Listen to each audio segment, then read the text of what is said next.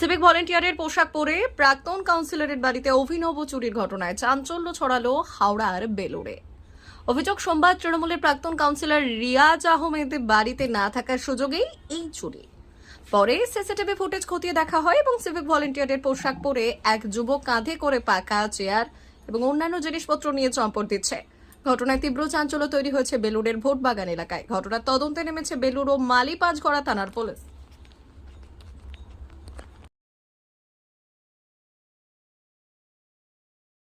ভোর 5টায় বেরিয়ে গেছিলাম পাড়া পরিষ্কার করার জন্যে, মানে কোথা কোথা পরিষ্কার হচ্ছে না হচ্ছে সব এই ঢুকতে।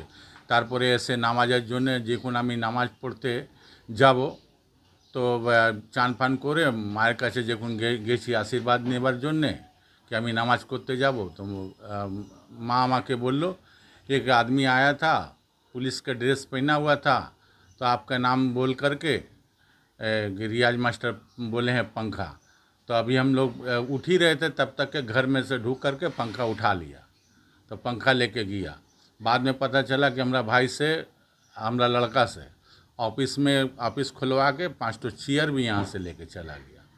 तो हम समझे कि सिविक पुलिस है। फिर हम सीसी कैमरा चेक करवाए कि कौन लेके गया है, तो देख रहे हैं कि पुलिस का ड्रेस पहना हुआ सिविक पुलिस का सिटी पुलिस उसमें लगा हुआ है। तो हम फिर नमाज पढ़ करके फिर हम उसको खोजने गए कि कौन जगह पर बैठा है, तो उसको पानी उनी भी पहुंचा दिया जाए, सब वहीं पहुंचा दिया जाए। तो उसके बाद में पता चला है, कई लड़कों को भी भेजे तो पता चला कहीं पर नहीं है। तब हमको समझ में आ गया कि वो लग रहा है कि कोई चोर है, पुलिस के ड्रेस तो हाँ पुलिस के ड्रेस में। तब उसके बाद में आमी तखन माने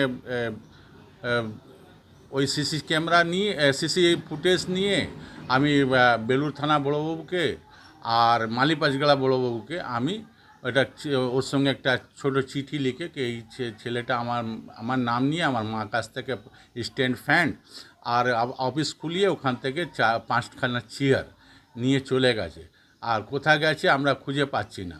আর ওর সিভিক ভলেন্টিয়ারের ড্রেস পরেছিল, আপনারা একটু খুঁজে যদি মানে নিয়ে গেছে, যদি সিভিক পুলিশ আছে তাহলে আমাকে বলে দিন, আমরা ওখানে যেয়ে নিয়ে আসবো।